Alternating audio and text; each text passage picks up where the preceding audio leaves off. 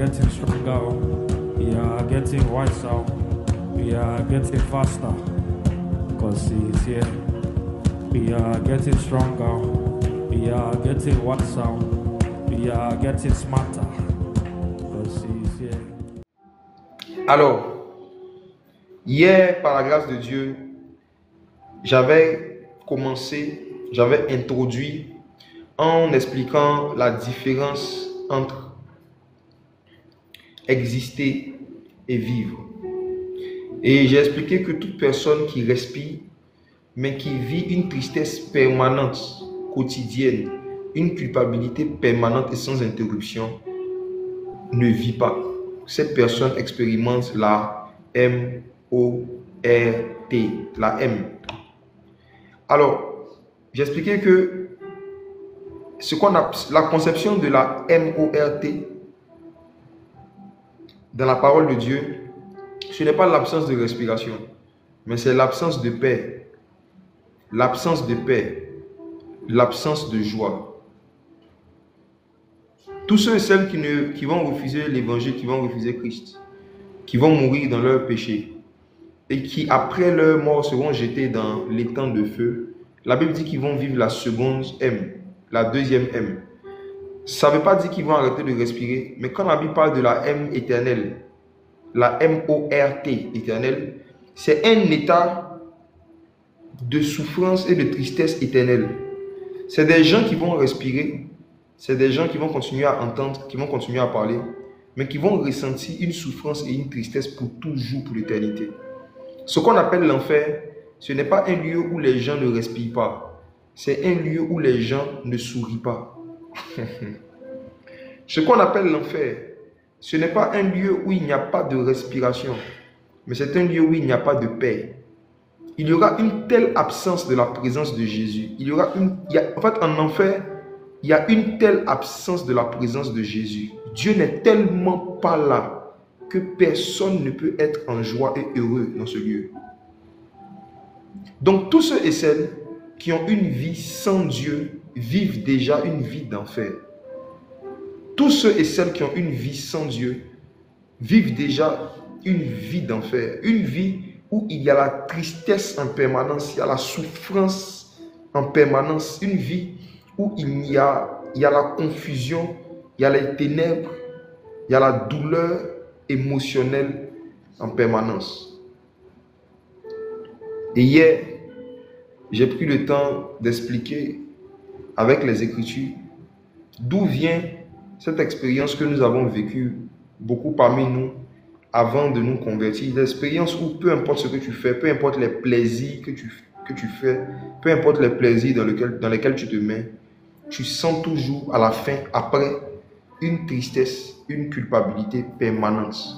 Et j'ai expliqué que justement, tous les plaisirs interdits, tous les plaisirs qui sont interdits par la parole de Dieu sont responsables de notre tristesse permanente qu'on appelle la M-O-R-T.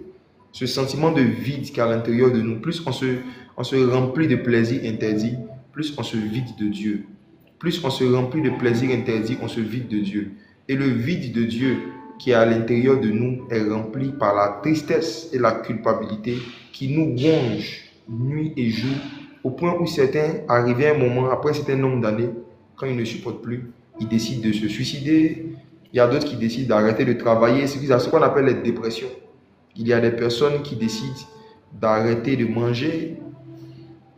Bref, chacun manifeste cela, chacun manifeste sa M-O-R-T. Chacun manifeste sa M-O-R-T à sa façon, d'une certaine manière, d'une certaine façon. Mais la bonne nouvelle, c'est que Jésus est venu pour donner la vie en abondance. Et hier, j'ai posé une question, qu'est-ce que naître de nouveau? J'ai dit, je vais expliquer en détail. Comment naître de nouveau?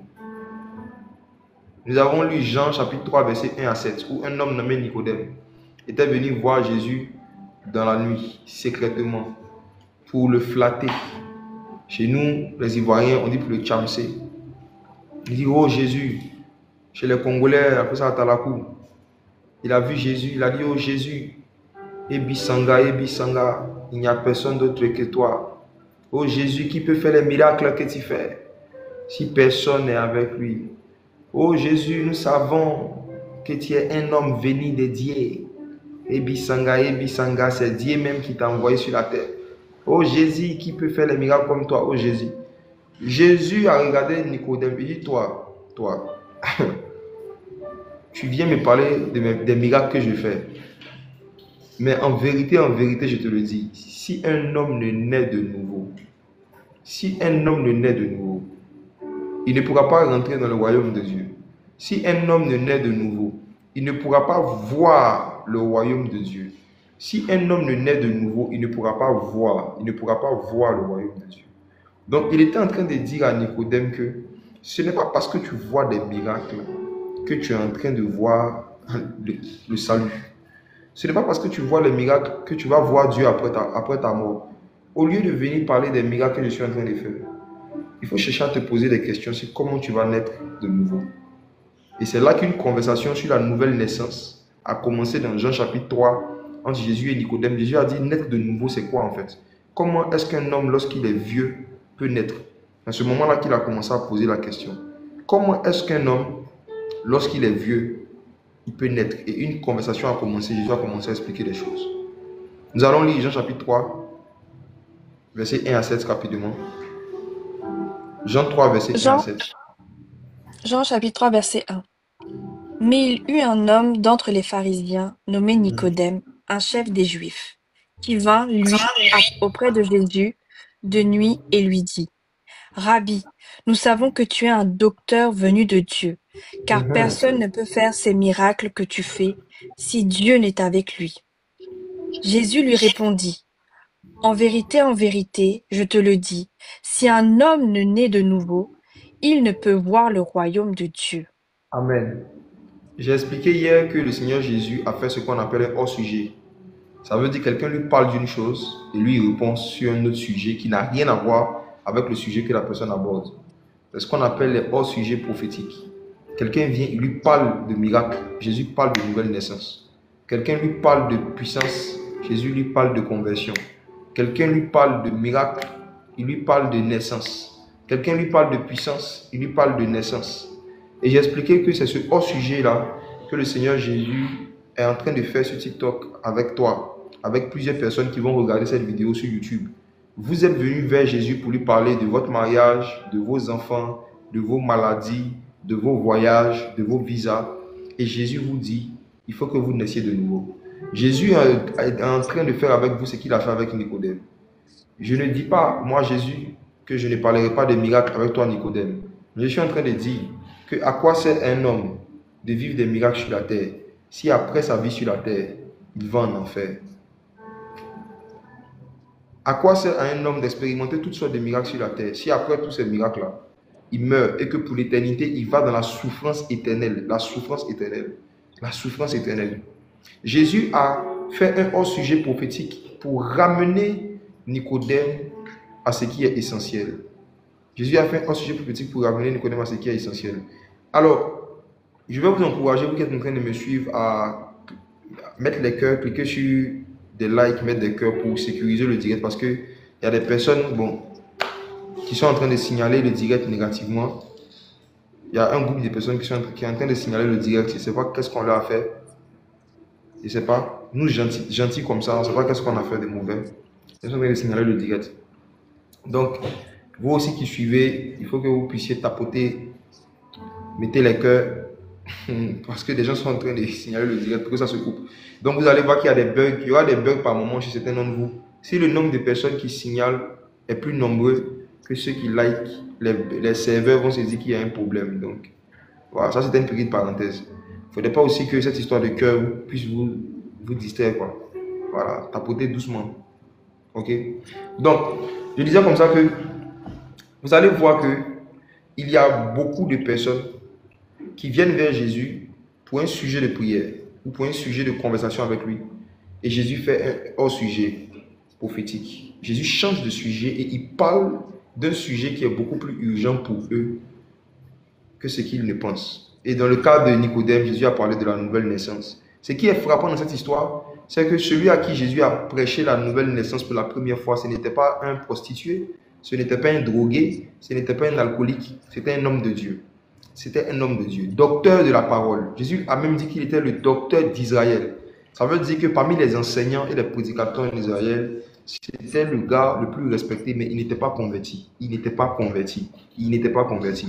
Et mes frères et sœurs, malheureusement, l'histoire se répète. L'histoire se répète. Malheureusement, l'histoire se répète. Il y a beaucoup de personnes qui ont des postes comme Nicodème dans leur communauté, mais qui ne sont pas nés de nouveau. Qui ont des fonctions, qui sont actifs dans leur communauté, mais qui n'ont pas expérimenté la nouvelle naissance. Beaucoup ont juste expérimenté l'adhésion intellectuelle à la communauté. Beaucoup ont juste appris ce que j'appelle la culture chrétienne. Ils ont appris à prier, ils ont appris à chanter des chants chrétiens, ils ont appris à lire la Bible. Et comme ils savent rendre, ils savent imiter ce qu'on leur a appris, ils ressemblent à des convertis, ils ressemblent à des disciples de Jésus. Et parfois, ni eux, ni leur entourage ne se rendent compte pendant des années qu'ils ne sont pas convertis. Ça a été mon cas quand j'étais adolescent, j'étais enfant. Ça a été mon cas quand j'étais enfant. Grandissant dans le milieu chrétien, dans le milieu évangélique, partant à l'église, ayant appris la culture chrétienne à l'école du dimanche, je savais chanter les chants chrétiens, je savais m'habiller comme un chrétien, attention, le pantalon tissu, voilà, la chemise et le pantalon tissu fourré jusqu'au cœur. Tu te fous ici, au niveau du cœur. C'est-à-dire quand tu portes un pantalon, quand tu te fous, tu mets ça au niveau du cœur pour qu'on sache que ton cœur est à Dieu. Voilà, quand on voit le niveau de la ceinture, on sent que c'est un enfant qui a donné son cœur à Jésus. Voilà, mais malgré ces fourrages jusqu'au cœur, je regardais la pornographie depuis la classe de CP1. Depuis la classe de CP1, j'étais un consommateur assidu des contenus pornographiques. Mais mon apparence, je ressemblais vraiment à un témoin de Jéhovah. Mais j'étais un païen. Donc, je veux dire que une communauté chrétienne peut t'apprendre à t'habiller comme un chrétien. On peut t'apprendre à t'habiller comme un chrétien. À te coiffer comme une chrétienne. Les coiffures chrétiennes, je ne sais pas si vous connaissez les coiffures chrétiennes. Voilà, il y a des sœurs qui ont des coiffures chrétiennes. Voilà, des coiffures chrétiennes. Je ne vais pas donner des modèles ici. Mais il y a des coiffures. Vraiment, quand tu vois ça, c'est que ça, c'est Assemblée de Dieu. Il y a des coiffures, quand tu vois ça, ça c'est AD. Il y a des coiffures Œuvre Mission. Voilà. Et puis il y a des coiffures, quand tu vois, tu sais que ça, c'est Église de réveil. Voilà. On peut t'apprendre à t'habiller comme une chrétienne, te coiffer comme une chrétienne. Voilà, on ne peut pas bout d'oreille, on ne peut pas pantalon. C'est bon. Mais tu peux même devenir docteur de Côte d'Ivoire et tu n'es pas né de nouveau, comme c'était le cas de Nicodème. Comme c'était le cas de Nicodème. C'était le cas de Nicodème. Donc, le sujet de la nouvelle naissance n'est pas prioritairement pour ceux qui sont hors des choses de Dieu, qui sont dans les rues, mais ça concerne premièrement, prioritairement ceux qui fréquentent déjà les communautés religieuses, mais qui n'ont pas eu une rencontre personnelle avec le Christ, qui n'ont pas eu une expérience personnelle où ils sont devenus une nouvelle créature. Il y a des gens qui ont juste reçu une nouvelle éducation chrétienne, mais ils ne sont pas devenus une nouvelle créature. Et ça se voit comment? Par la vie qu'ils mènent quand personne ne les voit. Par les choses par lesquelles leur cœur se sent attiré. L'amour du monde. La Bible dit que si quelqu'un aime le monde, la Bible dit que si quelqu'un aime le monde, l'amour de Dieu n'est pas en lui. Donc quelqu'un peut avoir l'apparence de la piété, mais dans son cœur, il aime le monde. Il aime le péché. Il aime les plaisirs interdits. Il aime les plaisirs interdits et il va régulièrement aux plaisirs interdits. Et il n'y a aucune once, parfois même de culpabilité, lorsqu'il se livre à certains plaisirs interdits. Parce qu'à l'intérieur de lui, il n'est pas né de nouveau. La religion chrétienne nous apprend à blanchir notre apparence. La religion chrétienne nous apprend à blanchir notre image. Or, le jour de la mort, ce corps physique que nous sommes battus à bien présenter devant les chrétiens, il va retourner dans la poussière. Il sera enterré 6 pieds sous terre. Il sera mis dans un tombeau. Et ce qui va partir devant le Père, c'est notre âme. Quel est l'état de ton âme? L'âme est le siège des émotions. C'est l'état de ton âme qui détermine vraiment qui tu es. Comment tu te sens émotionnellement? Quand tu finis de te faire plaisir à un certain niveau, quel est l'état de ton âme? Comment tu te sens à l'intérieur de toi? Comment tu te sens émotionnellement? Quel est l'état de ton âme? Et c'est vraiment, la nouvelle naissance ne vient pas changer l'apparence d'abord. La nouvelle naissance vient changer d'abord l'âme. C'est-à-dire les émotions qui t'animent, ta façon de voir la vie. Et après, ça se reflète plus tard sur ton apparence physique. Ça se reflète plus tard sur l'apparence physique. Mes frères et sœurs, pour répondre à la question de comment naître de nouveau et arrêter juste de faire semblant d'aimer Dieu, alors que dans le cœur, on aime encore la musique mondaine, alors que dans le cœur, on aime encore la pornographie, on aime la masturbation, alors que dans le cœur, on aime encore l'impudicité, alors que dans le cœur, on aime encore la haine. Il y en a qui aiment la haine. Je vais parler de ça plus tard, l'amour de la haine. Il y en a qui ont l'amour de la haine. Ils aiment haïr. Il y a des personnes qui aiment haïr, qui prennent plaisir à garder des rancunes et à utiliser leurs rancunes pour pouvoir exécuter certains de leurs plans. Mes frères et sœurs, sommes-nous nés de nouveau ou est-ce qu'on est juste devenu membre d'une communauté chrétienne? Quel est l'état de ton cœur? Lisons Actes chapitre 3, verset 19. C'est sur ça qu'on avait terminé hier. Acte 3, verset 19. Acte 3, verset 19. Repentez-vous donc et convertissez-vous pour que vos péchés soient effacés. Repentez-vous donc et convertissez-vous pour que vos péchés soient effacés. J'ai expliqué hier, et j'avais fini par cela, qu'il y a une différence entre se repentir et se convertir. Et se repentir uniquement n'est pas suffisant pour que on devienne, qu'on naisse de nouveau, qu'on devienne une nouvelle créature. Lorsque l'évangile a été prêché par les apôtres utilisaient en fait des mots et des expressions. Les apôtres utilisaient des mots et des expressions très clairs pour désigner le type d'expérience que les gens devaient chercher à avoir. Ils ont parlé de repentez-vous et convertissez-vous. Alors, j'avais dit hier qu'on va voir la différence entre la repentance et la conversion en prenant le cas de Judas Iscariote. Hier, j'avais parlé un peu du cas de l'apôtre Pierre.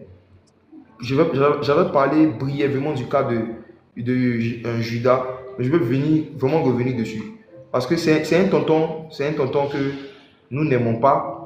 C'est un tonton que beaucoup de chrétiens critiquent beaucoup, que beaucoup de chrétiens n'aiment pas, même tout en continuant de l'imiter. Il y a beaucoup ici, c'est Judas qui est votre modèle, mais vous ne le savez pas. Beaucoup de gens critiquent Judas tout en imitant son style de vie.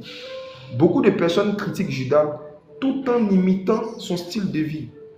Judas est un tonton qui a beaucoup critiqué, mais qui est beaucoup imité par ceux qui le critiquent. Et je n'ai jamais compris ça. Donc, je veux vraiment apporter une lumière sur comment est-ce que Judas s'est repenti sans se convertir. Il s'est repenti sans se convertir. Ok. Matthieu chapitre 27. Verset 3. À partir du verset 3. Matthieu chapitre 27, verset 3. Oui. Alors Judas, qui l'avait livré, voyant qu'il était condamné, se repentit et rapporta les 30 pièces d'argent aux principaux sacrificateurs et aux anciens. Pause. S'il y a une information sur tonton Judas que nous devons garder à l'esprit dorénavant, chaque fois qu'on parle de lui, qu'on pense à lui, c'est qu'il s'est repenti. Il a trahi Jésus, mais Judas s'est repenti de sa trahison. Est-ce que tu le savais? Est-ce que tu savais que Judas s'était repenti de sa trahison? Judas s'est repenti, c'est écrit. Judas s'est repenti. Judas n'est pas quelqu'un qui a trahi Jésus et puis qui s'est dit, oui, je m'en fous, c'est très bien, j'ai bien trahi. Si j'attrape un autre Messie encore, il va voir avec moi, je vais le trahir. Non. À un moment, la conscience de Judas, il y a une tristesse, une culpabilité qui l'a animé et Judas s'est repenti.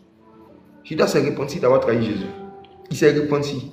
Mais mes frères et sœurs, nous sommes en train de voir ensemble que la repentance n'est pas suffisante pour expérimenter la nouvelle naissance. La repentance n'est pas suffisante. Pierre a dit, repentez-vous et convertissez-vous. Judas s'est repenti, mais il ne s'est pas converti. Et regardez la suite. Verset 4. Verset 4. En disant, j'ai péché en livrant le sang innocent. Ils répondirent, que nous importe, cela te regarde. Verset 5. Judas jeta les pièces d'argent dans le temple, se retira et alla se pendre. Pause. Est-ce que vous voyez que Judas n'a pas utilisé les 30 pièces d'argent qu'on lui avait données pour trahir Jésus. La Bible dit que celui qui avoue ses transgressions et les délaisse obtient miséricorde. Judas a avoué, il a fait les deux choses. Judas a avoué qu'il avait mal agi en trahissant Jésus. Ensuite, il a délaissé, il a avoué, ensuite il a délaissé l'argent qu'on lui avait donné. Mais malgré cela, il a mal fini. Vous savez pourquoi? Parce que Judas s'est repenti, mais il ne s'est pas converti. Repentez-vous et convertissez-vous. Est-ce que toi aussi, comme Judas, tu n'as pas juste demandé pardon à Dieu? Est-ce que tu n'es pas juste en train de demander pardon à Dieu pendant des années sans te convertir? Mes frères, il y a des religions chrétiennes qui ont créé un système de confessionnat. Il y en a beaucoup. Confessionnat. Où tu viens, tu te confesses seulement. Chaque samedi, pour certains, d'autres c'est chaque mercredi soir. Ils ont déjà mis en place un système où on vient se repentir. Où tu viens, tu expliques tes péchés. Tu parles de tes péchés. Et puis on te dit, va, tu es pardonné. Maintenant tu vas et puis tu continues encore dans la même chose pendant des années. C'est pourquoi beaucoup de personnes vont aller en enfer avec la Bible en main. Beaucoup de personnes sont sur le chemin de l'enfer avec la Bible en main et un cantique, la Bible dans la main droite et des cantiques d'adoration dans la main gauche. Parce que des gens se repentent, mais ne se convertissent pas. Se repentir, c'est confesser son péché. Se convertir, c'est changer de vie pour ressembler à Jésus. Se repentir, c'est prendre la décision de demander pardon à Dieu. Mais se convertir, c'est prendre la décision de ressembler à Jésus.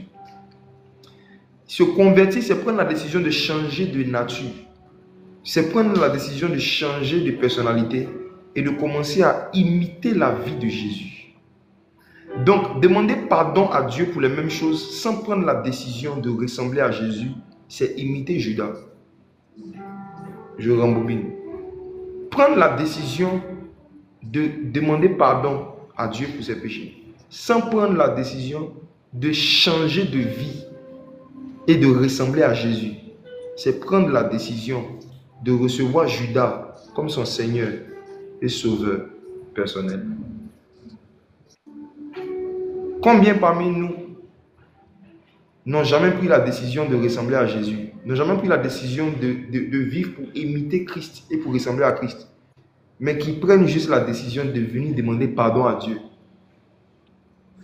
Mes frères et sœurs, à chaque fois que Dieu voit un homme qui dans son cœur prend la décision de venir lui confesser ses péchés, lui demander pardon, mais qui n'a pas pris la décision de devenir saint comme Jésus, de couper radicalement avec le péché pour devenir comme Jésus, Dieu, quand il voit la personne venir, il dit voici Judas. Mes frères et sœurs, est-ce que vous avez déjà pris la décision de ressembler à Jésus et de devenir saint comme Jésus? Mes frères et sœurs, est-ce que vous avez pris la décision de devenir saint? Oui, tu peux dire je ne suis pas saint, mais est-ce que tu veux le devenir? Est-ce que tu peux prendre la décision de faire ce que tu dois faire ou de faire ce que le Saint-Esprit va te dire de faire, de faire ce que l'Évangile va te dire de faire pour devenir saint?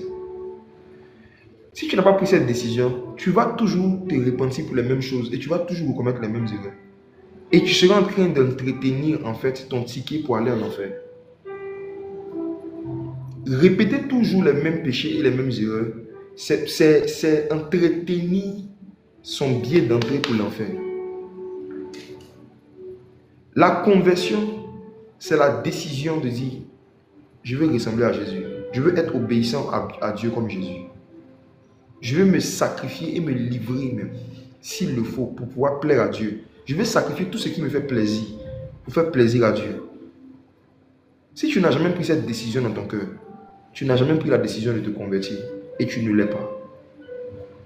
Vous savez, ne mesurez pas votre conversion en fonction du nombre de versets que vous connaissez, en fonction du nombre de songes vrais que vous avez faits.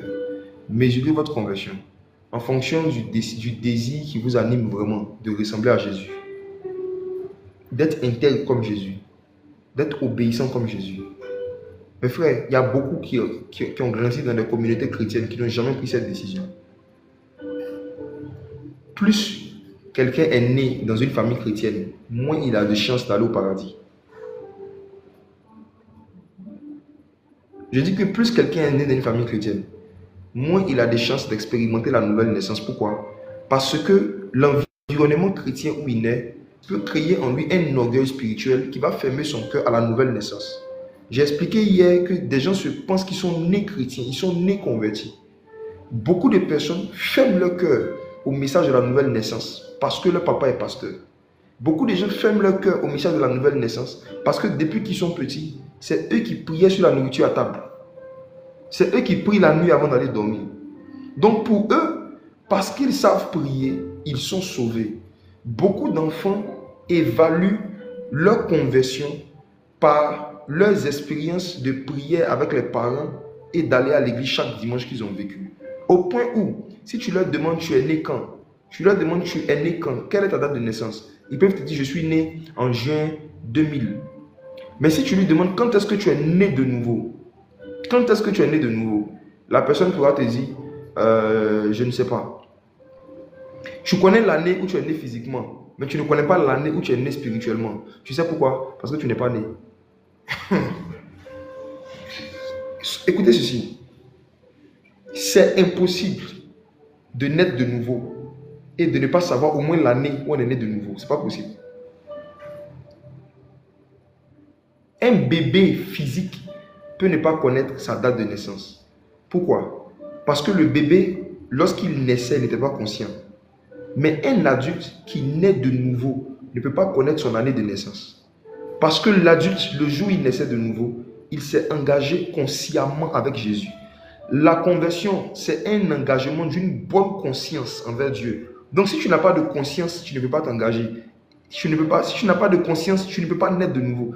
Et si tu as une conscience, tu ne peux pas oublier l'année où tu es devenu une nouvelle créature. Ce n'est pas possible. Ce n'est pas possible. Si tu es en train de m'écouter, je te pose la question. Quelle est l'année où tu es né de nouveau? C'est en quelle année que tu t'es converti? Si tu es en train de réfléchir, que tu cherches, je ne sais plus, je ne sais plus si c'est en 84, 2004, je dis, tu es païen. Parfois, il y a des vérités qu'on ne vous dit pas, clairement comme ça. Et c'est pourquoi, en fait, vous continuez de vous tolérer des addictions et des erreurs qui ne finissent pas pendant des années. Vous devez naître de nouveau. Être né dans un mouvement chrétien et dans le christianisme, dans une famille chrétienne, ça a un avantage, ça a aussi des inconvénients. Et l'un des inconvénients, c'est que ça vous voile sur l'état de votre âme, l'état de votre cœur.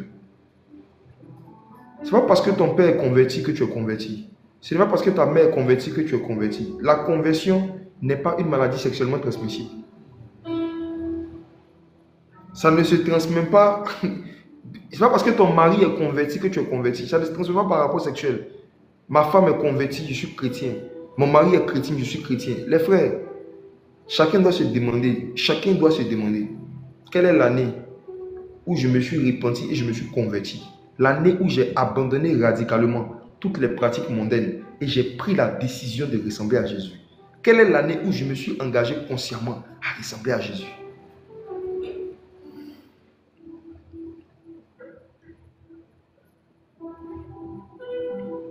La conversion est une expérience personnelle. Ce n'est pas un héritage transférable de père en fils.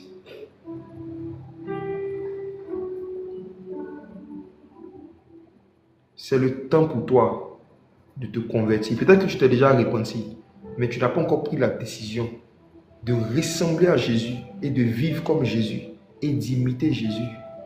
Mes frères et sœurs, même si tu es pasteur, tu peux être comme l'apôtre Pierre, apôtre, mais tu n'es pas encore converti. Pourquoi? Parce que tu n'as pas encore pris la décision de ressembler à Jésus. Et quand tu es pasteur, que tu n'as pas pris la décision de renoncer à Jésus, ça peut se voir même dans tes ambitions par rapport au ministère.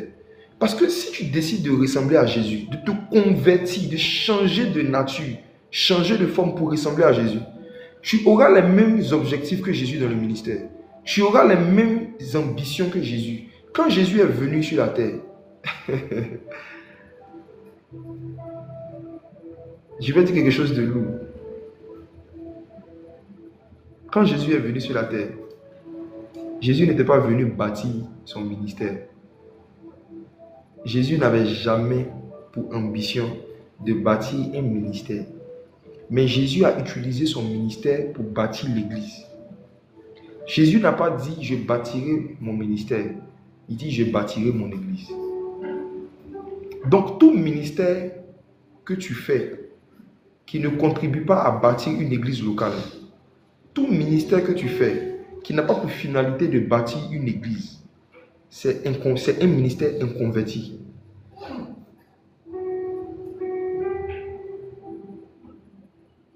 Jésus dit « je bâtirai mon église ».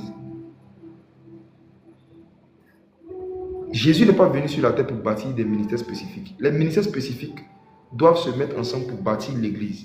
C'est pourquoi dans Éphésiens 4, Paul dit il a établi dans l'église les uns comme apôtres, docteurs, pasteurs, prophètes, évangélistes, pour le perfectionnement des saints. Les saints, c'est qui? C'est l'ensemble de ceux qui forment l'église, c'est les chrétiens. Donc, les gars, si vous êtes en train de faire un ministère qui n'a pas pour but de perfectionner les saints, donc ça veut dire de bâtir l'église. L'église pas en tant que bâtiment, mais en tant qu'un groupe de personnes. Vous n'avez pas les mêmes ambitions que Jésus. Vous n'avez pas les mêmes objectifs que Jésus. Et quand Jésus vous regarde, il dit convertissez-vous les gars. Convertissez-vous. Le jour de l'enlèvement de l'église, c'est une église que Jésus vient enlever. Jésus vient enlever l'église, l'ensemble de ses disciples. Il ne vient pas enlever les ministères. Les ministères doivent être des outils pour atteindre une finalité qui est l'église. Donc faire un ministère sans être rattaché à une église ou sans avoir pour finalité d'ouvrir des églises, c'est faire un ministère d'une façon qui n'est pas le modèle de Jésus. Dans le livre des Actes, quand les apôtres évangélisaient, après qu'ils aient fait un certain nombre de disciples, ils ouvraient des églises locales. Et moi, pendant des années, j'étais converti à Jésus, mais je n'étais pas converti au ministère de Jésus. Ça veut dire que j'étais né de nouveau, je prêchais l'évangile, mais je ne voulais pas ouvrir d'église. Dans ma tête, il ne faut pas ouvrir des églises, il y a déjà trop d'églises. Satan peut te manipuler sans te posséder. Satan n'a pas besoin de posséder quelqu'un pour pouvoir le contrôler. Comment est-ce qu'on contrôle un ordinateur? Par un système d'exploitation. Si quelqu'un a mis un système d'exploitation dans un ordinateur, l'informaticien, une fois qu'il a mis le système, il peut manipuler l'ordinateur à distance. L'informaticien n'a pas besoin d'habiter dans l'ordinateur pour le manipuler. Un démon n'a pas besoin d'habiter dans ton corps pour te manipuler. Mais il faut qu'il mette dans ta tête un raisonnement qui s'oppose à la connaissance de Christ. Notre façon de voir l'Église, notre façon de voir la vie, si elle n'est pas conforme à Jésus, nous avons un système d'exploitation démoniaque dans notre tête, mais avec lequel on travaille. Et les démons nous manipulent. Et j'ai été un prédicateur qui avait l'onction, qui avait le Saint-Esprit, mais qui avait des raisonnements dans le ministère qui s'opposent au caractère de Christ, à la nature de Christ. En étant hostile à l'église, en étant réfractaire au fait de devenir pasteur, je ne savais pas que j'étais en train de faire l'œuvre de Dieu, mais avec le système d'exploitation des démons.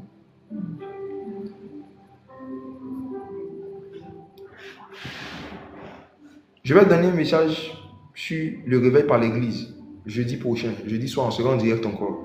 Et je vais bien expliquer ces choses. Comment est-ce que Satan est en train de se battre pour que tous ceux qui ont déjà reçu le Saint-Esprit n'acceptent pas de recevoir l'église. Satan sait que recevoir le Saint-Esprit, ce n'est pas ça qui envoie un réveil. Recevoir le Saint-Esprit n'a jamais emmené un réveil dans un pays. La preuve, dans tous les pays du monde, il y a au moins une personne qui a le Saint-Esprit. En France, il y a beaucoup de gens qui ont le Saint-Esprit. Beaucoup de gens ont le Saint-Esprit en France. Mais malgré ça, la majorité même des Français de souche, ne sont pas touchés par l'évangile, la majorité. C'est beaucoup de nos frères expatriés qui se retrouvent en eux pour s'ambiancer, c'est tout. Mais beaucoup de Français même n'ont pas encore accepté l'évangile. Pourquoi? L'une des raisons, c'est ça, c'est que l'église locale, le réveil par l'église n'est pas encore rentré dans les ambitions de beaucoup de ministères. Il y a des ministères en France qui n'ont pas encore à cœur de travailler sur faire des disciples. En Côte d'Ivoire, c'est pareil. On n'est pas beaucoup qui travaillons à faire des disciples, à envoyer des missionnaires. On n'est pas beaucoup qui travaillons. Donc, il faut que les consciences et les mentalités changent. Comment s'organiser pour mettre plus l'accent sur l'église locale, ce qu'on doit faire ensemble pour les églises locales que pour les ministères individuels, les ministères spécifiques. Donc, les ministères, mettre l'accent sur les ministères spécifiques, ça augmente la notoriété des prédicateurs, mais ça fragilise la notoriété de Jésus. Parce que ce qui fait la notoriété de Jésus, c'est l'Église. C'était une parenthèse. Donc mes frères, la Bible dit dans le livre des Actes que le Saint-Esprit ajoutait à l'Église ceux qui étaient sauvés. Quand quelqu'un n'est pas sauvé, il ne sent pas le désir de s'ajouter à une église. Il veut prier à la maison. Oui. Quand les gens qui ne sont pas nés de nouveau, qui ne sont pas convertis, ne sentent pas un besoin de s'ajouter à l'église. La Bible dit que le Saint-Esprit ajoutait à l'église ceux qui étaient sauvés. Et on ne parlait pas d'église corps de Christ, c'est faux. Le contexte de ce verset, c'était l'église de Jérusalem. Quand quelqu'un était sauvé, il partait à l'église de Jérusalem. Même Saul de Tarse. Saul de Tarse s'est converti en dehors d'une conférence, en dehors d'une croisade. Il s'est converti dans une rue, mais après il s'est ajouté à l'église de Jérusalem. Quand tu as vraiment rencontré Jésus, tu auras envie de rencontrer l'église. Tous ceux et celles qui ne sentent pas un besoin dans leur cœur de pouvoir appartenir à une église sont parfois en train de porter les fruits de l'inconversion. Ce n'est pas parce que les pasteurs sont mauvais que tu n'aimes pas les églises, que tu n'aimes pas aller à l'église. C'est parce que tu es mauvais. Parce que les pasteurs ne sont pas plus mauvais que tes patrons. Tes patrons sont mauvais. Les patrons sont mauvais. Dans le monde de l'entreprise, les patrons sont mauvais. Mais tu n'as pas dit que tu ne vas plus aller en entreprise parce que les patrons sont mauvais. Au supermarché, les caissières sont mauvaises. Mais tu vas toujours là-bas. C'est dans quel secteur d'activité sur la terre où il n'y a pas de mauvaises personnes? Il y a des mauvais et des bons partout. Il y a des mauvais et des bons partout, mes frères et sœurs. Il y a des mauvais et des bons partout. Mais nous choisissons les endroits où nous partons malgré la présence des mauvaises personnes en fonction de nos intérêts et de ce qu'on gagne. Il y a des gens qui travaillent dans certaines entreprises. Tout le monde est mauvais. Leurs collègues sont mauvais. Les boss sont mauvais. Mais ils continuent de partir. Ils se plaignent, mais ils vont. La vérité, c'est que parfois, l'hostilité vis-à-vis de l'église est créée par des blessures intérieures qui n'ont pas été guéries de gens convertis. Mais parfois aussi, c'est créé par des inconversions. Il y a des gens qui ne sont pas nés de nouveau, mais qui font croire aux gens qui sont chrétiens et ils se positionnent en commentateurs, en juges des défauts des églises. Or, c'est parce que le Saint-Esprit ne les a pas ajoutés à l'église. Et eux-mêmes, ils ne sentent pas le désir de s'ajouter à l'église. Mes frères, analysons rapidement les 3 étapes qui mènent à une naissance physique. Pour bien comprendre encore la naissance spirituelle, comment on est de nouveau, nous allons analyser les 3 étapes qui mènent à la naissance physique. Et nous allons voir que c'est les mêmes étapes par rapport à la naissance spirituelle. Pour qu'il y ait une naissance physique, il faut 3 grandes étapes, 3 étapes principales. Il y a 3 étapes principales qui mènent à une naissance physique. Toi et moi, nous sommes plus de 3000 et quelques personnes connectées en ligne. Pour qu'il y ait un enfant, il faut qu'il y ait un homme et une femme. Donc, je vois 3100 périphériques connectés. Ça veut dire qu'il y a eu au moins... Ça veut dire qu'il faut multiplier ce nombre par 2. Parce que pour qu'il y ait un enfant, il faut qu'il y ait 2 personnes. Donc, multipliez 3100 par 2. Vous trouvez le nombre de personnes qui ont eu une relation avant que nous naissions. La première étape pour qu'il y ait une naissance, c'est la rencontre intime entre 2 personnes de nature différente. Donc, si nous sommes 3100 personnes connectées sur ce live, ça veut dire qu'il y a eu 6200 rencontres, 6200 personnes qui ont eu des rencontres intimes. Je veux vraiment vous emmener quelque part. La première étape de la naissance physique, c'est qu'il faut qu'il y ait une rencontre intime ou encore un accouplement entre 2 personnes de nature différente. S'il y avait 6200 hommes qui s'étaient mis ensemble, il n'y allait pas avoir des personnes connectées ici. Si c'était 6200 garçons qui s'étaient pris 2 à 2, 6200 roubies qui s'étaient pris 2 à 2, on n'allait pas exister ici. Donc, l'une des façons dont Satan freine les naissances, c'est de créer des relations amoureuses entre des personnes du même sexe. Suivez ce que je vais vous dire. Je suis en train de parler des choses physiques. Jésus a dit, si je vous parle des choses terrestres et que vous ne comprenez pas, comment est-ce que vous allez comprendre quand je vais vous parler des choses célestes, avant d'expliquer en détail la nouvelle naissance, comment ça se passe, il faut qu'on explique la naissance physique. Je réponds, on est plus de 3200 maintenant personnes connectées. Ça veut dire que il y a eu 6200 personnes de natures différentes qui ont eu une intimité. Si c'était 6200 garçons, personne n'allait naître. Donc, les naissances ne sont pas provoquées par le nombre de relations amoureuses.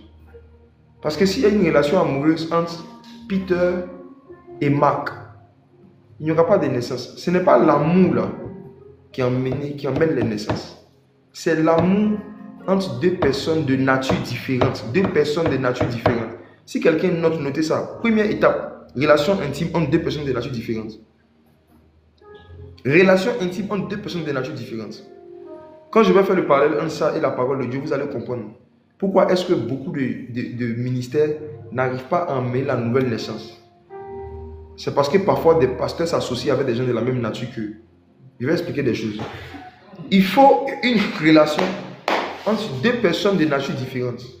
Première chose. Une relation intime entre deux personnes de nature différente. C'est la première chose. Maintenant, dans cette relation entre deux personnes de nature différente, il y a un qui va mettre sa semence, qui va donner sa semence. Donc, dans cette intimité-là, il y a un transfert de semence. Le but de l'intimité, c'est de recevoir une sémence. On est toujours dans la première étape par rapport à la naissance physique. Relation amoureuse entre deux personnes de nature différentes, pendant laquelle l'un donne sa semence à l'autre. Deuxième étape, pour qu'il y ait une naissance physique. Il faut que le bébé qui a été conçu dans l'intimité soit trempé, soit immergé dans l'eau pendant 9 mois. Et cette eau s'appelle le liquide amniotique. Quand un homme enceinte une femme, l'enfant qui est dans le ventre de la mère baigne dans un liquide qu'on appelle le liquide amniotique. Donc, après l'intimité, première chose, après l'intimité, après la relation entre deux personnes de nature différentes, la deuxième étape, c'est l'immersion dans un liquide. Suivez seulement. Vous allez comprendre pourquoi le Seigneur dit de naître d'eau et d'esprit. Je reprends encore. Deux personnes de nature différentes se mettent en relation amoureuse. Deux personnes de nature différentes partagent une intimité. Et dans cette intimité, il y a un qui donne sa semence à l'autre. Et qu'est-ce qui se passe? La personne qui a reçu la semence, la femme, doit tremper ce qu'elle a reçu. Doit tremper le corps qui a été formé dans l'eau. Et cette eau s'appelle le liquide amniotique, l'immersion. Donc, quand un bébé rentre dans le ventre de sa maman, ce n'est pas sa tête seulement qui est dans le liquide amniotique. Tout son corps. Prenons les choses physiques pour comprendre la naissance spirituelle. Je prends mon temps. Je rembobine. Je dis, il y a 3 étapes qui mènent à une naissance physique. La première étape, il faut qu'il y ait une relation amoureuse entre deux personnes de nature différentes, pendant laquelle l'un donne sa semence à l'autre. Cette semence produit quoi? Un fœtus. Et le fœtus en question doit être immergé. Le fœtus en question doit être trempé. Il doit être immergé complètement dans le liquide, dans l'eau qu'on appelle le liquide amniotique. Maintenant, la dernière étape, c'est qu'arrivé un certain nombre de temps, le bébé qui a été conçu dans l'intimité et qui a été trempé dans l'eau sort de l'eau, il naît. Et ce qui montre qu'il est né, c'est qu'il crie. Quand il naît, il crie. Celui qui est né n'a pas peur de faire du bruit. Ce qui montre qu'il y a naissance, ce sont les cris du bébé. Et quand je vais tout à l'heure faire le parallèle entre ce que je suis en train de dire et la parole de Dieu, vous allez comprendre pourquoi dans certaines communautés religieuses, tout est toujours calme. Il n'y a jamais de cris. Et parfois même, il y en a qui interdisent les cris. Pourquoi? Parce qu'il n'y a pas de naissance. Lentos emandos evla de cava. Satan a créé des systèmes religieux et des communautés qui sont comme des hôpitaux spécialisés dans l'avortement spirituel. Des hôpitaux qui sont là pour empêcher les naissances spirituelles. Et pour empêcher les naissances ou pour détruire les naissances, il faut empêcher les relations entre les personnes de nature différente. S'il y a pu avoir la relation, il faut faire avorter les naissances en empêchant les cris.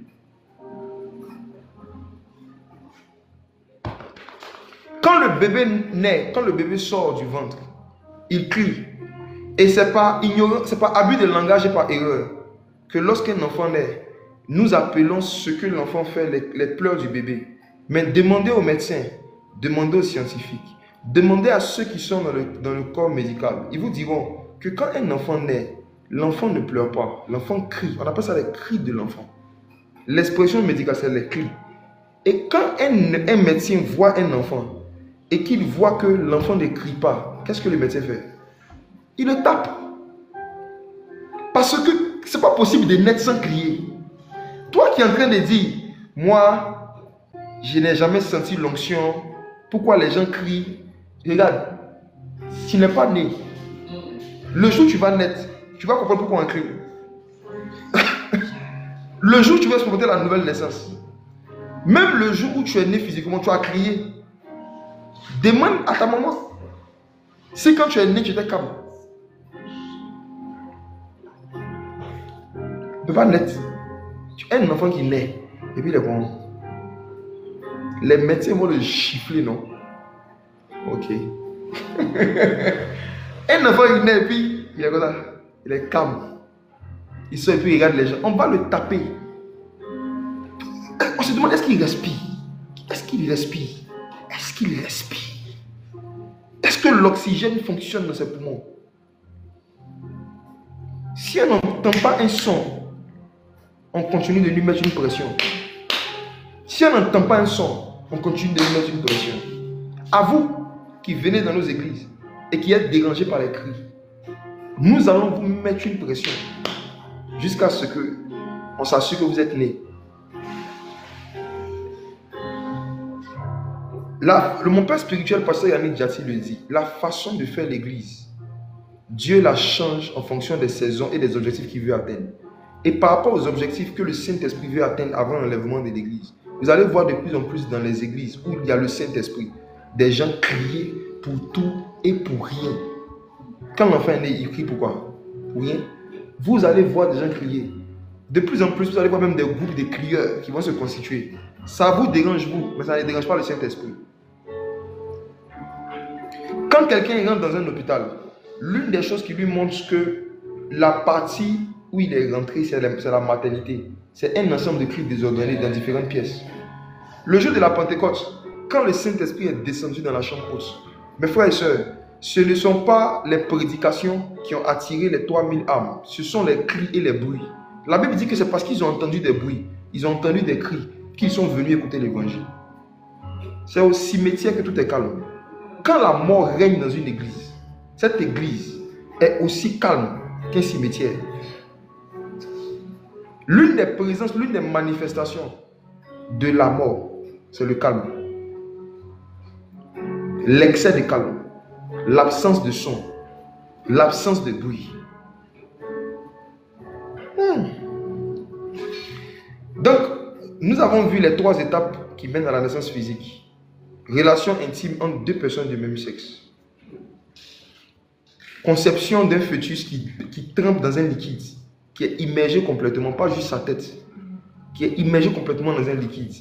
Troisièmement, un enfant qui sort et qui s'exprime, qui crie, qui exprime ses émotions. Ce qui prouve qu'il est né. Très bien. Allons maintenant voir la naissance spirituelle, la nouvelle naissance. Et on va aller dans les Écritures. On va aller dans la parole de Dieu pour voir si ces étapes-là, on les retrouve aussi dans la nouvelle naissance. 1. Rencontre intime entre 2 personnes de nature différente. Est-ce qu'on peut retrouver dans nos Bibles la première personne qui est née de nouveau? Est-ce que vous savez qui est la première personne qui est née de nouveau? Je vais te demander ici, s'il vous plaît, de vous disposer 2 fois plus. Je veux votre attention. Je vais vous dire quelque chose de merveilleux sur Jésus, notre Seigneur, que nous aimons. Parmi les grandes lumières, les grands éclairages que Dieu m'a donné sur Jésus, parce que moi je suis un passionné des révélations sur Christ. Parmi les éclairages que le Seigneur m'a donné sur Christ, il y a ceci. Naître de nouveau signifie que tu étais déjà né, que tu existais. Tu étais déjà né, tu existais. Mais il a fallu que tu viennes encore vivre une autre forme de naissance dans un autre monde. Sinon, tu existais. Pourquoi quand on parle de naître de nouveau, on parle toujours de ça à des gens qui ont déjà vécu une naissance. Quand le Seigneur te dit que tu dois naître de nouveau, c'est parce que tu es déjà né. Quand on parle de nouveau. Dans la King James, dans la Bible des anglophones, l'expression qui est utilisée dans Jean 3, c'est born again. Born again, ça veut dire naître encore. Naître encore. Et ce soir, j'aimerais dire à quelqu'un que Jésus va te faire naître encore. Le Saint-Esprit a permis que tu tombes sur ce live parce que tu vas naître encore. Tu es déjà né, mais tu vas naître encore. Born again. Et moi, je suis beaucoup plus à l'aise avec l'expression born again que l'expression naître de nouveau. C'est parce que nous sommes dans un public francophone que je ne peux pas utiliser l'expression naître encore. Je prends l'expression naître de nouveau parce que c'est ce qui est écrit dans nos versions. Sinon, c'est naître encore. Ça veut dire que tu es déjà né, tu nais encore. Qui est la première personne qui était déjà née et qui est née encore? C'est Jésus lui-même.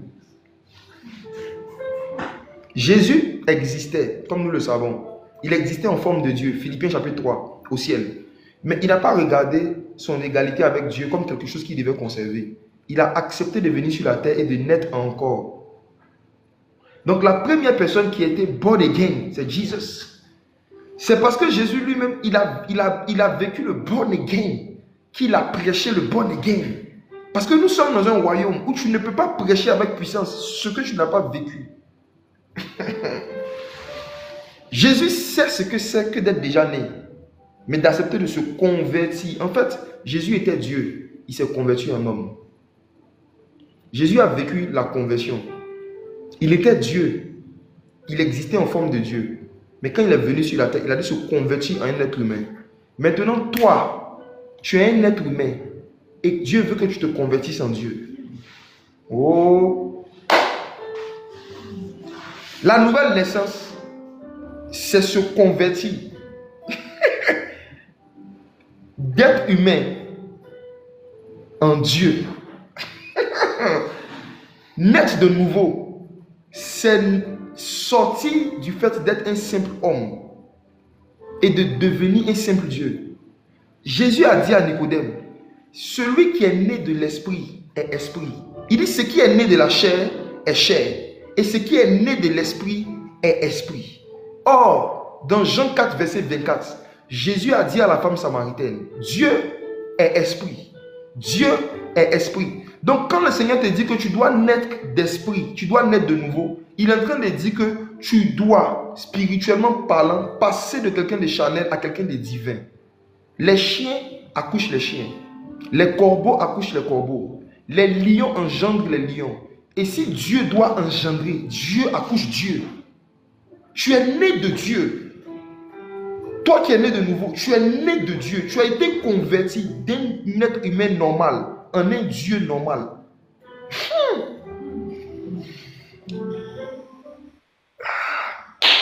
Dieu avait dit, vous êtes des dieux, mais cependant vous mourrez comme des hommes. En fait, dans la pensée de Dieu, Dieu n'avait jamais prévu avoir des fils qui ne sont pas Dieu.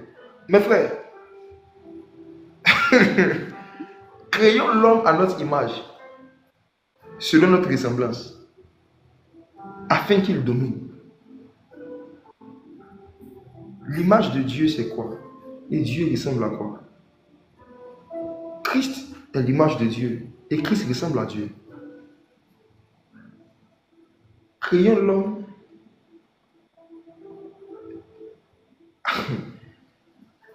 selon notre image, à notre ressemblance, afin que quand les animaux et les démons le voient, il y ait une confusion entre moi, Dieu, et eux. De la même manière qu'un disciple a dit à Jésus, Seigneur, montre-nous le Père, et cela nous suffit. Jésus a dit, celui qui m'a vu, a vu le Père. Dans la pensée de Jésus, c'est que l'Église, corps de Christ, atteigne un niveau, une stature, où quand des païens viendront vers nous pour nous dire, montrez-nous Jésus, On va dire aux païens, celui qui nous a vu Jésus. Comment dis-tu montre-nous le Père? Jésus a prié dans Jean 17 pour qu'il y ait une confusion, une ressemblance confusionnelle entre lui et nous. Il dit, Père, qu'il soit un. Il dit, je prie pour ce que tu m'as donné, qu'il soit un, comme nous sommes un.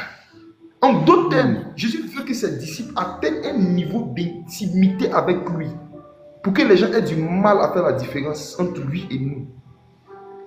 Il y a un homme dans la Bible qu'on appelle Pierre, que j'aime profondément. Pierre avait vécu cette intimité avec Jésus, au point où, regardez ce qui arrive. Jésus avait dit aux disciples, voici les miracles qui accompagneront ceux qui auront cru. En mon nom, ils imposeront les mains aux malades, et les malades seront guéris. Donc la méthode conventionnelle, la méthode normale de transmission, de guérison, non, logiquement c'était juste l'imposition des mains. Mais il y a un homme qu'on appelle Pierre. Il a tellement passé du temps avec Jésus. Il a tellement eu une rencontre avec une personne de nature différente. La Bible dit dans le livre des Actes qu'arrivé un moment, lorsque des gens voulaient que des malades soient guéris, ils ne demandaient plus la prière. Ils s'arrangeaient juste pour déposer des malades dans les endroits où Pierre passait, afin que son ombre puisse les toucher. Je me suis posé une question. Je me suis dit, pourquoi est-ce que c'est par l'ombre de Pierre qu'arrivé un moment, les guérisons ont commencé à se faire? J'ai fait des recherches et j'ai trouvé un passage. La Bible dit, celui qui repose sous l'abri du Très-Haut, celui qui demeure sous l'abri du Très-Haut, celui qui passe beaucoup du temps avec le Très-Haut, repose à l'ombre du Tout-Puissant. C'est comme si Pierre avait tellement passé du temps avec le Très-Haut, lorsqu'il avait pris une forme humaine et qu'il est venu sur la terre, qu'arrivé un moment, il y a eu une confusion entre l'ombre de Jésus et l'ombre de Pierre. C'est comme si arrivé un moment, Pierre avait tellement fusionné, il avait tellement eu une intimité avec cette personne de nature différente, qu'il y a un bébé qui est sorti. On appelle ça. Frères et sœurs, il y a possibilité après la nouvelle naissance d'atteindre un tel niveau d'intimité avec le Christ qu'on commence à faire les mêmes œuvres que lui et de plus grandes. Mes frères et sœurs, il y a des domaines où c'est possible d'atteindre, certains domaines où on peut atteindre la stature parfaite de Christ. Ça veut dire les capacités que le Messie avait quand il était physiquement sur la terre, dans certains domaines. Je connais un homme en Christ qui a atteint ce domaine dans le niveau de la parole de connaissance. C'est-à-dire que je connais un homme en Christ qui a tellement communié avec l'esprit de connaissance, qui a tellement communié avec le Saint-Esprit, en tant que l'esprit de connaissance, que dans ce domaine, il peut faire les mêmes œuvres que Jésus et de plus grandes. Mes frères et sœurs, le but de la nouvelle naissance, ce n'est pas juste de nous délivrer du péché et de nous laisser sur la terre vide de puissance en attendant l'enlèvement de l'Église. Le but caché de Dieu derrière la nouvelle naissance, c'est de nous délivrer du péché et de faire de nous des gens qui ressemblent à Jésus. La conversion, c'est ça, c'est la ressemblance à Christ. Qui ressemblent à Jésus, d'abord sous le rapport de l'intégrité, de la sainteté, mais ensuite sous le rapport de la puissance. Le Saint-Esprit veut que tous ceux et celles qui ont pris l'engagement de naître de nouveau prennent l'engagement de ressembler à Jésus en termes de puissance, prennent l'engagement de ressembler à Jésus en termes de surnaturel. Beaucoup d'hommes de Dieu n'ont pas pris cette décision. Ils ont commencé le ministère juste en prenant la décision de devenir pasteur, mais ils n'ont pas pris la décision de devenir Dieu. Ils n'ont pas pris la décision de, de prophétiser comme des dieux. Beaucoup de gens ont pris la décision de prêcher l'évangile, mais ils n'ont pas pris la décision de chasser les démons comme Dieu. My God. Ils ne sont pas encore convertis à Jésus par rapport au ministère. Ils n'ont pas pris la décision de ressembler à Jésus par rapport à sa façon d'exercer le ministère. Je vous dis que la repentance, c'est abandonner le péché. Mais la conversion, c'est abandonner sa nature pour ressembler à Jésus. Et on se répand plusieurs fois et on se convertit plusieurs fois. Chaque fois qu'on découvre un aspect de Christ auquel nous ne ressemblons pas, on est censé nous convertir dans ce domaine. Chaque fois qu'on se rend compte qu'on n'est pas en train de ressembler à Jésus. On n'est pas en train d'imiter Jésus dans un domaine. On doit aspirer à la conversion. Mes frères, quand Dieu m'a éclairé sur ce point, j'ai pris la décision, ça fait des années, de me convertir à Jésus par rapport à son ministère de délivrance. Et j'ai décidé d'arrêter de chasser les démons comme un homme. Ça fait des années que je ne chasse plus les démons comme un simple homme. Parce que j'ai compris que la nature que j'ai reçue en Christ, ce n'est pas la nature d'un homme. Je suis né de nouveau. Mon esprit s'est attaché à l'esprit du Seigneur et forme avec lui un seul esprit. Et j'ai compris que je ne dois pas prier pour chasser les démons que je suis en face de. Jésus ne priait pas pour chasser les démons. Mes frères. On dit que Jésus les menaçait. Une menace, ce n'est pas une prière. Yes. Les démons, il faut leur donner des ultimatums. Une menace, c'est de dire à quelqu'un que s'il ne fait pas ce que tu lui dis de faire, tu vas lui faire quelque chose.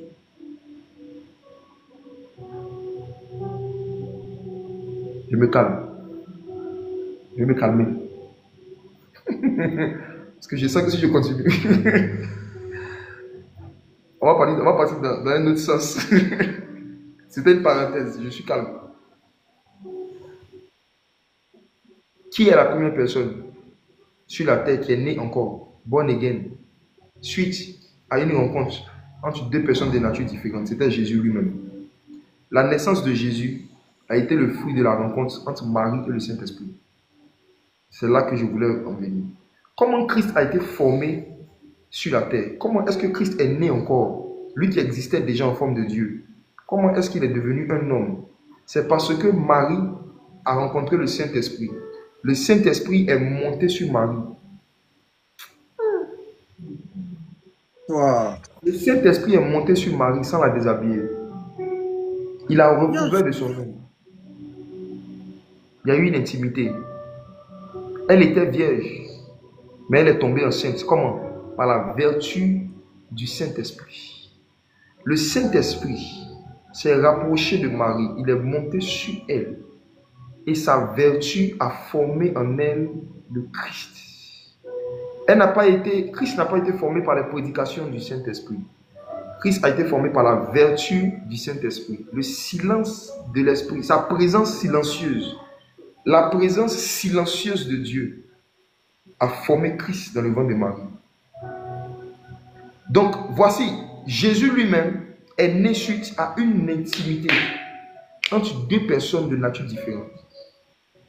Et pourquoi est-ce que beaucoup d'entre vous qui évangélisez, vos évangélisations ne produisent pas de nouvelles naissances? Vos évangélisations ne produisent pas assez de conversion. C'est parce que parfois, vous n'avez pas passé assez de temps avec le Saint-Esprit. Parfois, le temps d'intimité avec le Saint-Esprit n'a pas été assez consistant pour que vous puissiez former Christ dans le cœur des gens. Pour que vos messages forment Christ. Il y a beaucoup de gens qui ne méditent pas beaucoup la parole, qui ne méditent pas beaucoup la Bible, mais qui prêchent beaucoup. Ils ne peuvent rien créer. Qu'est-ce qui forme le bébé? C'est la semence. La semence, c'est l'image de la parole. En fait, l'église, l'épouse, est censée passer un certain temps avec l'époux dans le but de recevoir des paroles, des révélations. Et c'est ces révélations-là qui, lorsqu'elles seront prêchées, vont générer des naissances. S'il n'y a pas de semence, il n'y a pas de naissance. Il faut que vous passiez beaucoup de temps dans la méditation, vous qui évangélisez. Beaucoup de temps dans la méditation. Beaucoup de temps dans la méditation. Je sais que pour m'avoir découvert et pour avoir commencé à m'écouter, beaucoup de personnes ont changé leur conception de ce qu'on appelle un évangéliste. Parce que pendant longtemps, dans nos églises évangéliques, l'évangéliste était vu comme celui dont la mission consiste à aller distribuer des flyers dans les rues pour inviter les gens au culte. Quand on dit évangéliste, c'est le gars qui va dehors, il va prêcher pour mener les gens à l'église. Mes amis, ce n'est pas ce que je vois dans la Bible. Ce n'est pas ce qu'on voyait dans la Bible. La Bible nous parle de Philippe l'évangéliste. Il chassait les démons, il faisait des miracles et des prodiges. Il n'était pas allé inviter quelqu'un à l'église. En Samarie, il n'est pas allé inviter les gens à l'église. Il allait les inviter à Jésus. Il a prêché un message qui a produit des baptêmes et des conversions par milliers. Par milliers. Pas pour aller chercher les âmes dehors pour dire qu'ils viennent au culte. C'était pour dire aux gens de quitter le monde pour venir à Christ. Avec des baptêmes. Yes. Mes frères et sœurs, vous qui évangélisez, est-ce que vous avez cette rencontre avec le Saint-Esprit?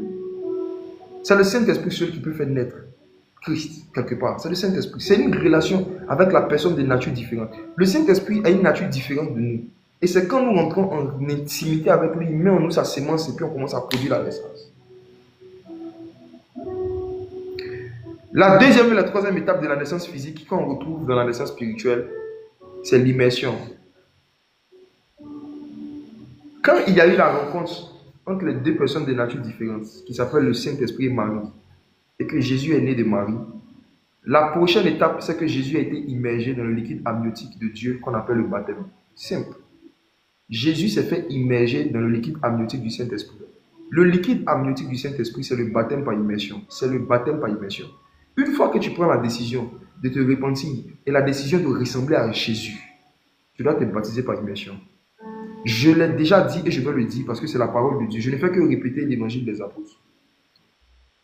Toute personne qui croit et qui sera baptisé sera sauvé. C'est l'évangile. Celui qui croit et qui sera baptisé. Ça veut dire que celui qui a été formé et qui a été trempé dans le liquide amniotique, il va naître. Celui qui croit et qui sera baptisé sera sauvé. Celui qui croit et qui sera baptisé sera sauvé. Jésus s'est fait baptiser dans le liquide amniotique du Saint-Esprit et c'est après ça que le Père du haut du ciel atteste. Après son baptême d'eau, qui dit que celui-ci est mon fils. Lisons Matthieu 3, verset 16. Qui parmi vous fait un extrait de naissance à un enfant qui n'est pas encore sorti du liquide amniotique, qui est dans le ventre de sa mère? Pourquoi est-ce qu'on ne fait pas les extraits de naissance aux enfants quand ils sont encore dans le ventre? La nature nous enseigne. Pourquoi on commence à compter notre âge après qu'on soit sorti du ventre de la mère? Parce que Dieu a mis dans la nature une réalité. Celui qui n'est pas rentré dans l'eau est sorti de l'eau. Celui qui n'est pas encore sorti de l'immersion ne doit pas être compté comme étant un citoyen. Lisons Matthieu 3, verset 16. Matthieu 3, verset 16. Dès que Jésus eut été baptisé, il sortit de l'eau. Et voici, les cieux s'ouvrirent, et il vit l'Esprit de Dieu descendre comme une colombe et venir sur lui. Amen. Dès que Jésus eut été baptisé, il sortit de l'eau. Mes frères, de la même manière qu'un bébé qui n'est pas encore sorti de l'eau, qui n'est pas encore sorti du liquide amniotique, qui n'est pas encore sorti du ventre de sa mère, n'est pas considéré comme un citoyen, de cette même façon, quelqu'un qui dit qu'il a cru en Jésus, mais qui n'est pas encore sorti de l'eau du baptême, n'est pas considéré comme quelqu'un qui est né de nouveau. Tu n'es pas compté par le ciel comme faisant partie des gens qui sont nés de nouveau. Jésus a sorti de l'eau, ça veut dire qu'il est rentré dans l'eau. Donc le liquide amniotique, quand la mère tombe enceinte, l'enfant qui doit naître là, on ne met même pas le liquide seulement sur sa tête, c'est tout son corps. Donc les baptêmes où on prend un peu d'eau puis on verse sur la tête là, ce n'est pas le baptême biblique, ce n'est pas biblique. Jésus même, qui est notre modèle, on doit vouloir lui ressembler même dans le domaine du baptême. Même dans le domaine du baptême, on doit vouloir ressembler à Jésus. C'est ça la conversion. La conversion, ce n'est pas faire ce qu'on pense ou ce qu'on aime, c'est faire ce que Jésus a fait. Jésus est rentré dans l'eau, il est sorti de l'eau. Toi, tu n'es jamais rentré dans l'eau, tu n'es jamais sorti de l'eau. Mais je dis que tu es baptisé, tu n'es pas baptisé. Non, non, non. Envoie-nous des versets dans la parole, dans le Nouveau Testament, où Jésus ou un de ses apôtres s'est baptisé sans rentrer, sortir dans une eau. Arrêtons ce genre de débat. On n'est pas venu faire des débats, on est venu exposer l'évangile. Celui qui veut accepter l'évangile, la parole telle qu'elle est, il l'accepte. Celui qui veut continuer à discuter sur le modèle qui est Jésus, chacun est libre de faire ce qu'il veut. Maintenant, si on lit Luc chapitre 3, verset 21 à 22, qu'est-ce qu'on voit? Luc chapitre 3, verset 21. Tout le peuple se faisait baptiser. Jésus fut aussi baptisé. Et pendant qu'il priait, le ciel s'ouvrit. Et Tout le le Saint-Esprit... Excuse-moi, tout le peuple fut baptisé. On dit Jésus aussi fut baptisé. Jésus aussi fut immergé. Tout le peuple s'est immergé. Toi, tu vas t'immerger. Mais tu dis que tu fais partie du peuple. Jésus te regarde, il est étonné. Vous allez voir que ce qui revient après son baptême, le ciel s'ouvrit, le ciel s'ouvrit, le ciel s'ouvrit. Ça veut dire que toute personne qui n'est pas encore baptisée, le ciel est fermé. Même Jésus, son ciel était fermé. Même Jésus, Yeah. c'est après son baptême que le ciel s'est ouvert, pas après sa confession. Mes frères, il n'y a aucun ciel qui est ouvert. Il n'y a aucun accès au monde spirituel, aucun accès constant et permanent au monde spirituel que Dieu donne à quelqu'un qui n'est pas encore rentré dans l'eau et sorti de l'eau. Baptême par immersion.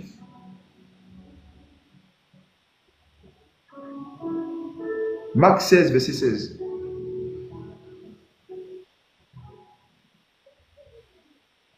Marc 16, verset 16. Celui qui croira et qui sera baptisé sera sauvé, mais celui qui ne croira pas sera condamné. Je vous donne des versets. Ne discutez pas avec moi, discutez avec les versets, s'il vous plaît. Prenez les versets, lisez et que votre conscience vous convainc de ce qui est, ce qui est écrit. C'est ce qui est là ou c'est pas ça. Quelqu'un demande, donc si je ne suis pas baptisé, je ne suis pas enfant de Dieu. Je te pose une question. Un enfant qui est né, mais qui n'a pas d'extrait de naissance, est-ce que c'est un citoyen? Alors, soyons pragmatiques. Si un enfant naît, mais qui n'a pas d'extrait de naissance, est-ce qu'il n'est pas né? S'il est né, mais il y a des accès qu'il n'aura pas, on ne peut pas le mettre à l'école. Il ne peut pas voyager. Est-ce que tu comprends? Ça veut dire que l'enfant qui est sur le territoire, mais qui n'est pas en règle, c'est un enfant, mais c'est un enfant qui sera limité dans ses déplacements sur le territoire. De la même façon, si dans ta chambre, tu t'es repenti, que tu as cru à Jésus et que tu prends la décision de te convertir, je te dis la vérité, tu es enfant de Dieu. Tu es enfant de Dieu, il n'y a pas de problème. Mais quand tu n'es pas encore baptisé, tu n'as pas d'extrait de naissance. De la même manière que l'école est fermée à un enfant sans papier, le ciel, c'est-à-dire les expériences surnaturelles sur la terre, c'est fermé, c'est fermé, c'est fermé à un chrétien sans baptême. En fait, un converti sans baptême par immersion est un enfant sans extrait de naissance. Yes. Il peut manger, il peut se promener, mais il ne peut pas rentrer à l'école.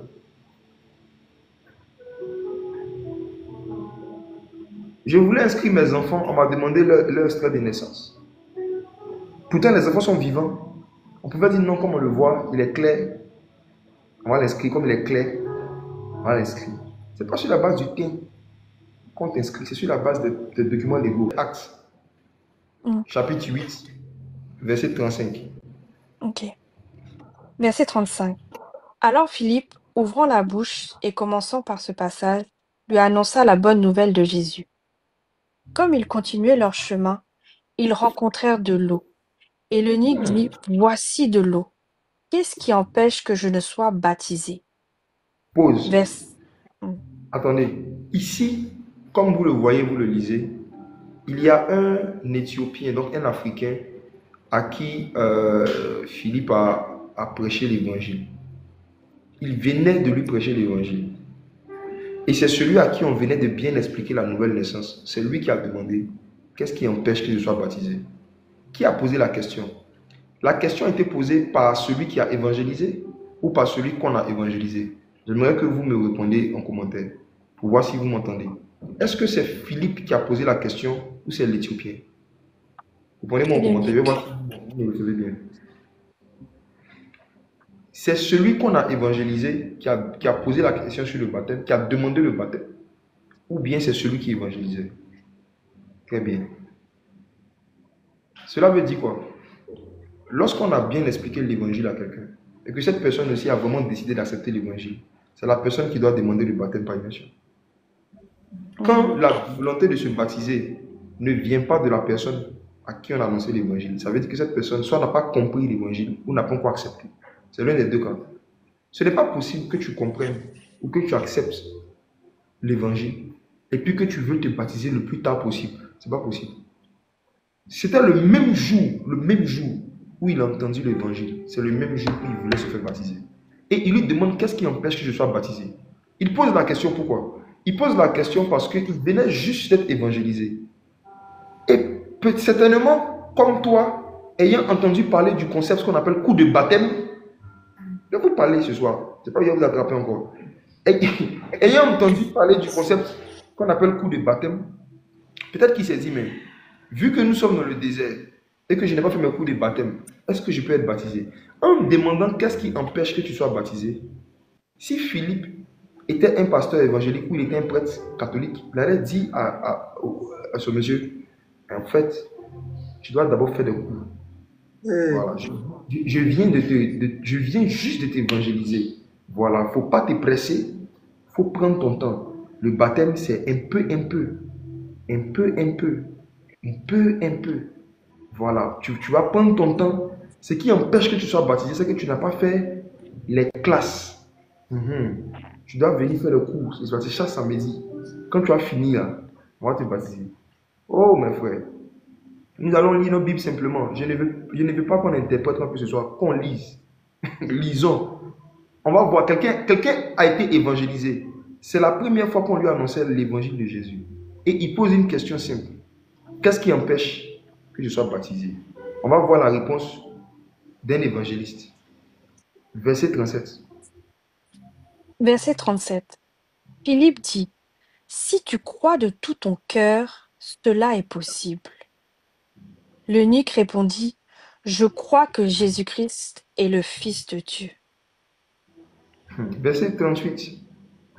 Il fit arrêter le char.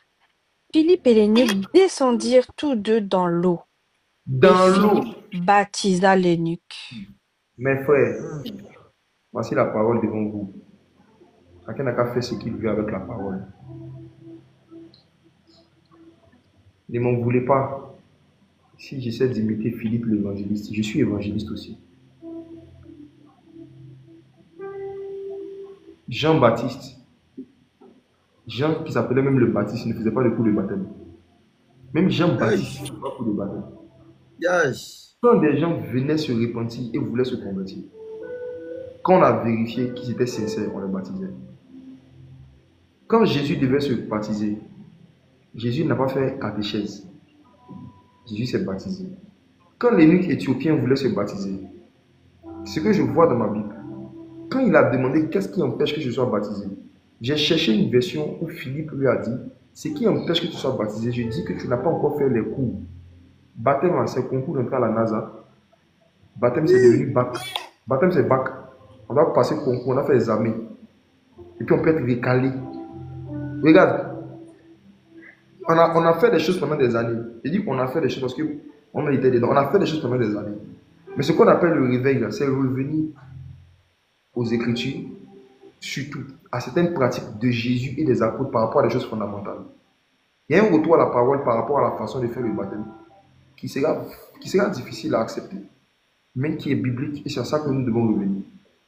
Qu'est-ce qui empêche que tu sois baptisé? La réponse est simple. Si tu crois de tout ton cœur que Jésus-Christ est le Fils de Dieu, mon frère, tu as ton diplôme de baptême. C'est la réponse que Philippe a donnée. Et ce qui me fait rire dans l'histoire, cette histoire-là fait rire. Est-ce que vous savez que le gars qui demandait le baptême, c'était un ministre, c'était un boss. À l'époque, ses amis se promenaient sur des chevaux, lui il était sur un char. Un seul homme, il a un char. Char, ça équivaut vraiment aujourd'hui, c'est plus que 4x4 quoi. Je ne sais pas comment on a dit ça. C'est comme une voiture présidentielle. C'était un homme qui était ministre, tu vois. Il était un homme riche. Et l'eau en question qu'il a rencontrée, ce n'était pas l'eau bleue de la piscine. C'était une eau sale, parce que c'était une eau en plein désert. Vous vous imaginez? C'était une eau en plein désert. C'était une eau en plein désert. Donc, il n'y avait pas un luxe. Il n'y avait pas forcément un cadre trop propice forcément. Le riche est sorti de son 4x4 avec ses habits. On dit qu'il descendit tous deux dans l'eau. L'eau sale. Il est descendu dans l'eau. Il s'est fait baptiser. S'il n'a pas voulu être baptisé dans 1 mois, ou dans 3 mois, ou dans 6 mois, ça veut dire qu'il avait compris quelque chose par rapport à la nouvelle naissance. Maintenant, toi qui dis que tu as accepté Jésus, mais tu vas te baptiser en fin 2025, tu te dis la vérité, tu n'es pas né de nouveau. Le fait de ne pas sentir l'urgence d'être immergé, de passer par l'eau, est un signe que tu n'as pas encore rencontré l'Esprit. Celui qui n'a pas rencontré l'Esprit n'a pas à cœur de rencontrer l'autre. ils rencontraient l'eau parce qu'ils avaient rencontré Christ. Je donne une dernière image et je vais lancer un appel. Dans le tabernacle de Moïse, lorsque Dieu a demandé à Moïse de lui construire un tabernacle, le Seigneur avait demandé que lorsqu'on rentre dans le tabernacle, la première chose qu'on voit, c'est ce qu'on appelle l'autel de l'Holocauste, ce qu'on appelle l'autel du sacrifice. C'était un lieu qui était salissant. Pourquoi? C'était un lieu salissant parce qu'on y tuait des animaux. On y faisait des sacrifices. Et quand on faisait des sacrifices sur l'autel de l'Holocauste, quand tu tuais un animal, forcément, son sang verse sur toi, l'odeur même de l'animal, en fait, vient sur toi. L'odeur de l'animal vient sur toi. Et toute personne qui était passée, en fait, par l'autel de l'Holocauste, par l'autel du sacrifice, la prochaine étape, c'est qu'il partait devant la cuve des reins, une bassine remplie. Dieu a disposé les éléments du tabernacle de sorte que celui qui a croisé le sang de l'agneau croise l'eau. Tu passes d'abord par le sang des animaux, ensuite tu passes par l'eau, qui était une figure du baptême, une image du baptême. Donc mes frères et sœurs, il y a beaucoup de personnes sur qui et en qui le sang de Jésus n'a pas agi. C'est pourquoi ils ne sont pas encore passés par l'autel de l'Holocauste. Ils n'ont pas encore accepté la croix. Ils n'ont pas encore accepté l'œuvre de la croix. C'est pourquoi ils ne ressentent pas le besoin d'aller à la cuve des reins. Ils ne ressentent pas le besoin de passer par l'eau. Frères et sœurs, beaucoup de gens seront étonnés le jour du jugement dernier. Parce que Dieu va leur fermer la porte pour des choses qu'ils avaient appelées eux des petites choses. Dieu n'est pas notre ami. Ce n'est pas nous qui devons fixer les règles de comment est-ce qu'on doit être sauvé ou comment est-ce qu'on doit rentrer au paradis. Dieu a mis clairement des règles dans sa parole. Et si on décide de les ignorer, Jésus a dit, il y a des choses qui sont claires, ce n'est pas des interprétations. Si on décide de les ignorer et de faire ce que nous voulons, ou de faire ce qu'une religion humaine ou des humains ont dicté comme dogme ou comme doctrine, chacun va rendre compte à Dieu pour son âme. Chacun va rendre compte à Dieu pour son âme. Et je termine ce direct ce soir, on va continuer demain. Je vais parler sur les fruits qui prouvent que quelqu'un s'est converti maintenant. C'est-à-dire, quand tu vas te convertir, quels sont les preuves et les signes qui vont montrer que là tu es converti? J'en parle demain. Mais je vais vous parler même de la décision ce soir. Il y en a, vous avez cru en Jésus, vous êtes nés de nouveau, mais vous n'êtes pas encore baptisés par immersion. Donc vous êtes comme des enfants qui existent, mais qui n'ont pas encore d'extrait et de pièces d'identité. Il y a certains, vous n'êtes même pas encore nés de nouveau. Et vous réalisez cela à travers ce que j'ai expliqué sur la repentance et la conversion. Vous avez pris la décision d'aller à l'église. Vous avez pris la décision d'intégrer les communautés. Mais vous n'avez pas pris la décision de vous convertir, d'abandonner complètement toutes les pratiques mondaines et de ressembler à Jésus. Ressembler à Jésus. Imiter Jésus. Faire du but de tout le reste de sa vie. Je veux être comme Christ. Je veux parler comme Christ. Je ne veux plus m'énerver. Je veux être doux comme Christ. Je veux être patient comme Jésus. Je veux devenir saint comme Jésus. Je veux être intègre comme Jésus. Je veux manifester l'onction comme Jésus. Je veux devenir puissant comme Jésus. Il faut que vous soyez obsédés, omnibulés par la pensée de ressembler à Jésus. Tout le reste de votre vie, tous les enseignements que vous allez chercher, les églises que vous allez décider d'intégrer, les pères, les pasteurs que vous allez décider de suivre, ça doit être dans l'intention que ce soit des gens qui vous apprennent à ressembler mieux à Jésus. Si vous n'avez pas cette intention de ressembler à Jésus, vous allez mal choisir vos conducteurs et vos églises. On choisit son école et son université en fonction du diplôme qu'on veut avoir. On choisit son université en fonction du diplôme qu'on veut avoir. On choisit son université en fonction de ce qu'on veut devenir. Si vous n'avez pas à cœur de devenir comme Jésus, vous allez mal choisir vos communautés. C'est le but de la foi. On a été prédestiné à être semblable à l'image de Jésus. Et beaucoup de gens cherchent à rentrer dans leur destinée, alors qu'ils n'ont même pas encore vécu leur prédestinée. La prédestinée, c'est ce qui vient avant la destinée. Et la prédestinée, là, c'est ressembler à Jésus. C'est quand tu es en train de poursuivre ta prédestinée que Dieu te fait découvrir ta destinée. C'est quand tu es en train de chercher des messages qui vont changer ton caractère et qui vont te faire ressembler à Jésus que Dieu te révèle ton appel spécifique. Arrêtez de courir derrière des choses que vous n'avez pas le droit d'avoir parce qu'il y a des éléments fondamentaux même de la foi par lesquels vous n'êtes pas passé. La repentance, la conversion, la nouvelle naissance. J'ai fini. Demain, je continuerai sur un autre sujet. Mais j'aimerais dire à quelqu'un ce soir, ne t'étonne pas que je t'ai dit, il faut que vous naissiez de nouveau. Qui? Je vais lancer 2 appels. Écoutez bien ce que je vais dire. Je vais lancer 2 appels, on va prier. Mon premier appel. Qui à réaliser qu'il était un païen, qu'il était inconverti. Mais jusqu'en croyant en Dieu, en allant à l'église, mais qui veut vraiment maintenant abandonner la vie de péché, changer, se repentir et puis se convertir, ressembler à Jésus. Qui veut couper avec le monde, qui veut être délivré de certaines addictions, délivré de certains vices, se convertir, naître de nouveau maintenant, se repentir, se convertir, naître de nouveau et être baptisé par immersion. Qui? C'est mon premier appel. Mon premier appel que je veux lancer. Si tu as écouté ce message, que ce soit en direct, ou bien tu vas l'écouter peut-être en ligne. Est-ce que tu sens, tu veux naître de nouveau? Qui veut naître de nouveau? Qui veut se convertir? Qui sent qu'il n'était pas converti? Comme dans mon témoignage que j'ai expliqué, j'ai parti à l'église pendant des années. Et puis, un jour, après avoir entendu des messages similaires, j'ai réalisé que non, j'étais un croyant. Mais j'aimais le monde et les choses qui sont dans le monde. J'aimais le péché. J'aimais le monde. J'aimais les plaisirs interdits. Et un jour, j'ai dit, Seigneur, change mon cœur. Je veux naître de nouveau. Je veux me convertir. Qui veut se convertir? Qui veut se repentir et se convertir? Qui veut naître de nouveau et se baptiser par immersion? Écoutez-moi. Il y a certains parmi vous, vous êtes baptisés alors que vous n'étiez pas encore convertis. Votre baptême n'est pas valable ni devant Dieu, ni devant vous-même. On va au baptême après avoir pris la décision de se convertir. Donc si tu es parti te baptiser alors que tu n'avais pas pris la décision de naître de nouveau, ce que tu as fait n'est pas un baptême, c'est un bain. C'est un bain. Je vous dis, tous ceux qui sont partis se faire immerger alors qu'ils n'avaient pas pris la décision préalable de naître de nouveau, vous êtes partis juste pour faire plaisir à vos parents, pour remplir les formalités de la communauté. Il y a des églises où on dit quand tu arrives à un certain âge, tous les enfants de 12 ans, on dit c'est à partir d'un âge, tous les enfants qui ont cet âge doivent se faire baptiser. Donc tu t'es mis dans un cursus pour aller te faire baptiser, pas parce que tu voulais ressembler à Jésus, pas parce que tu voulais devenir disciple de Jésus, mais parce que tu voulais satisfaire les exigences et les règles d'une communauté religieuse. Ce n'est pas un baptême, c'est un bain. Pire, c'est un rinçage. Je ne te parle pas du rinçage, je te parle du baptême. Le baptême, c'est l'engagement d'une bonne conscience devant Dieu qui dit, je me suis repenti, je veux ressembler à Jésus, je veux commencer une nouvelle vie. Si tu veux naître de nouveau, tu veux te convertir, si tu ne te souviens pas, je répète ce que je dis.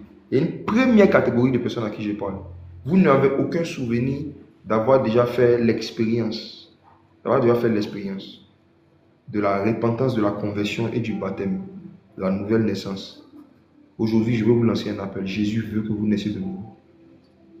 Maintenant, il y a une deuxième catégorie.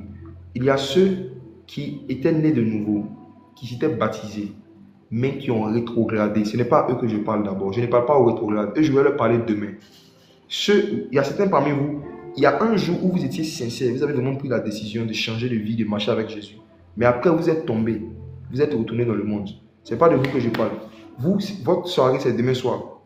Demain soir, on va se voir demain soir. Vous n'êtes pas concernés par mon appel. Tous ceux et celles qui ont connu Jésus un jour, qui ont connu la conversion un jour, mais qui ont perdu leur relation avec Dieu. Demain, on va prier, Dieu va nous aider. Demain. Mais ce soir, je parle de ceux-mêmes qui, quand ils se regardent là, ils ne se souviennent pas de quand ils sont nés. Ils ne se souviennent pas de leur naissance même. Quand on te demande, quand tu es né de nouveau, tu cherches, tu réfléchis, vous allez dire, moi, c'est qui je suis. En tout cas, il y a un jour, il y a un concert, j'ai pleuré. J'ai été touché. J'ai été touché. Écoutez-moi, il n'y a aucune femme qui tombe enceinte parce qu'on l'a touchée. Il n'y a aucune femme qui donne naissance suite à une touche. Beaucoup de gens viennent dans nos programmes, ils sont touchés. Et puis après, ils vivent comme des païens parce qu'ils ne sont pas fécondés. Ce n'est pas touché, ce n'est pas parce que Dieu t'a touché que tu vas changer.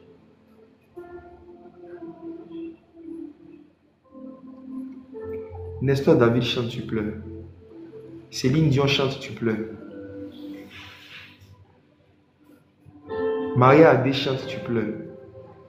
Onel Mala chante, ça te fait pleurer. Toi, personne ne t'a touché. Ni Satan, ni Dieu. Personne.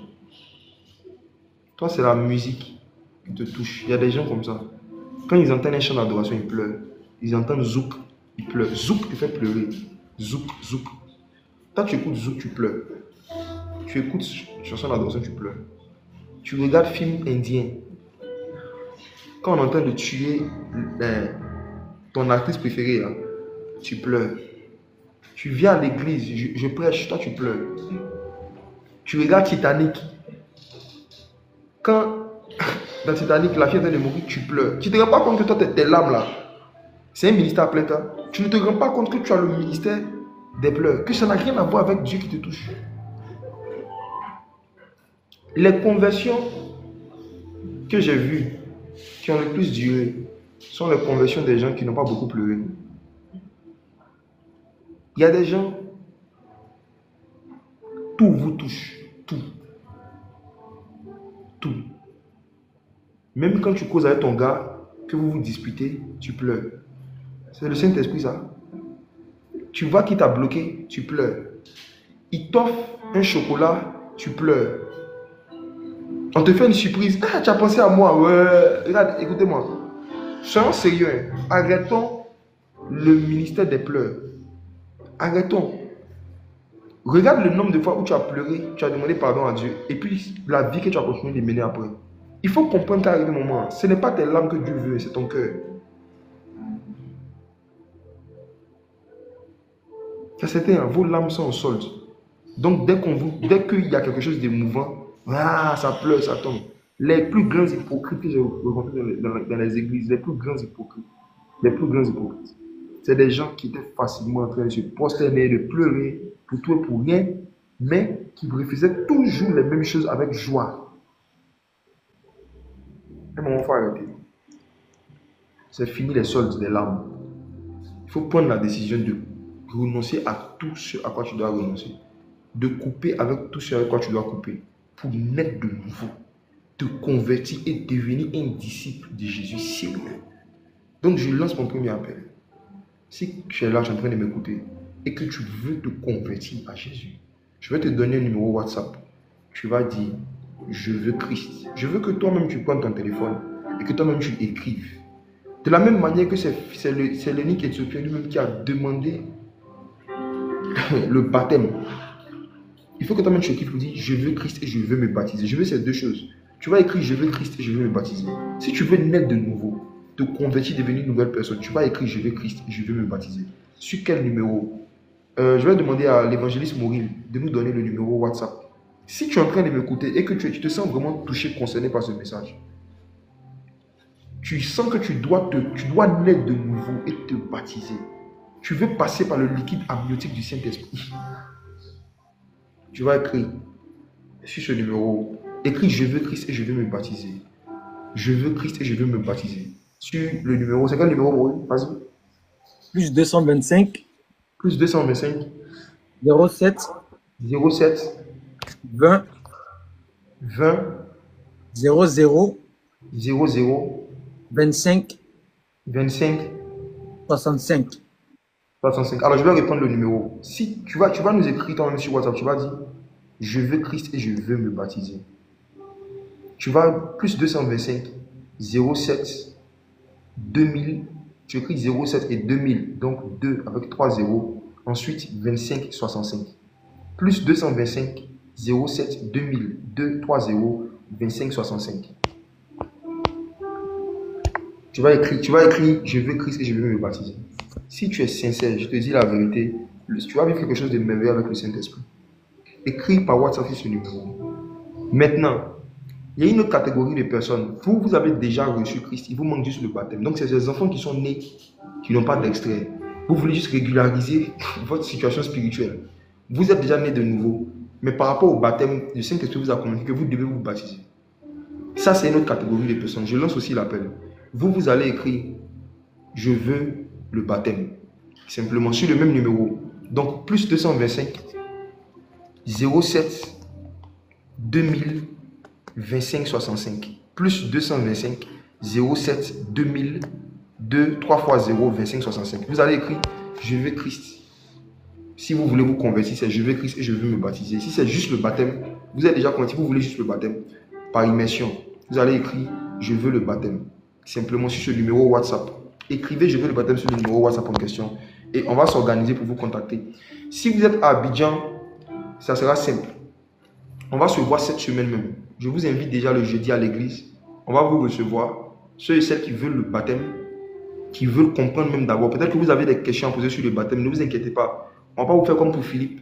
C'est pas dès que vous allez venir, on va vous prendre avec vos habits pour vous mettre dans l'eau. Ne vous inquiétez pas. On n'a même pas d'eau à l'église. Donc, quand vous allez venir, on va d'abord vous recevoir. Et puis, si vous avez des questions sur le baptême par immersion, on va se faire un plaisir. Il y a une équipe qui est là, qui va se faire un plaisir de répondre à vos questions. Si vous êtes à Abidjan, jeudi soir, à partir de 18h30.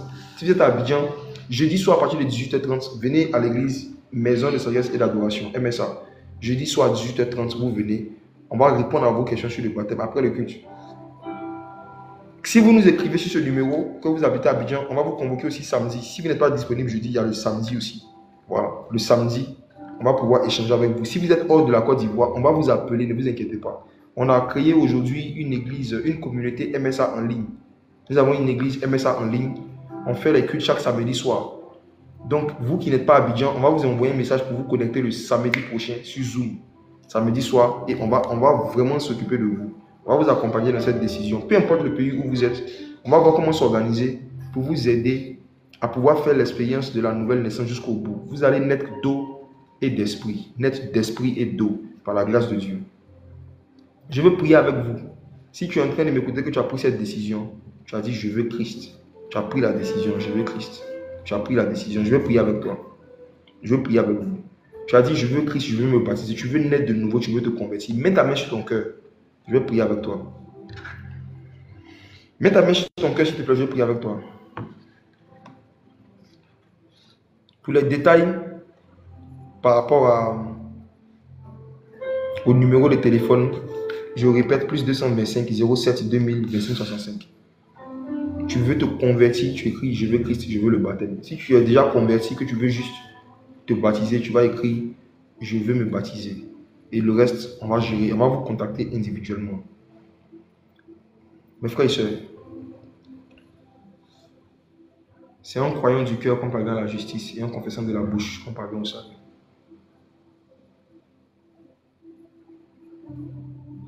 Mettez la main sur le cœur, comme ça. Fermez les yeux, je vais prier.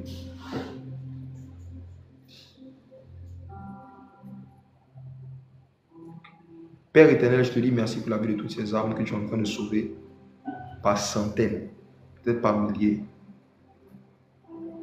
Merci pour la grâce que tu nous accordes d'être témoins de ces nouvelles naissances. Nous sommes comme dans une maternité virtuelle où je peux entendre les cris de l'enfant. Je peux entendre des cris. Merci pour toutes ces personnes qui sont en train de naître encore. Pour toutes ces personnes qui sont en train de naître encore. Ces personnes que la mort avait terrassées, mais qui vont connaître la joie ineffable de l'esprit. Ces personnes qui n'avaient plus d'espoir, mais qui vont connaître l'espoir des nations. Ces personnes qui n'avaient pas de direction, mais qui vont connaître la lumière du monde. Seigneur Jésus, rentre dans leur cœur avec puissance. Que le message de la croix, le message de la crucifixion, du renoncement à eux-mêmes, sonne et résonne en eux. Que Christ soit formé en eux. Je prie, Père éternel Dieu, que lorsqu'ils seront en train de confesser de leur bouche que Dieu a ressuscité Christ d'entre les morts, qu'ils expérimentent un salut parfait au nom de Jésus. Merci pour ta grâce. Merci pour ce nouveau départ que tu apportes dans leur cœur. Merci pour ce nouveau vent qui souffle en eux. Merci au nom de Jésus. Amen. Amen. Amen. Amen. Amen. Amen. We are getting stronger. We are getting wiser. We are getting faster. Because He is here. We are getting stronger. We are getting wiser. We are getting smarter.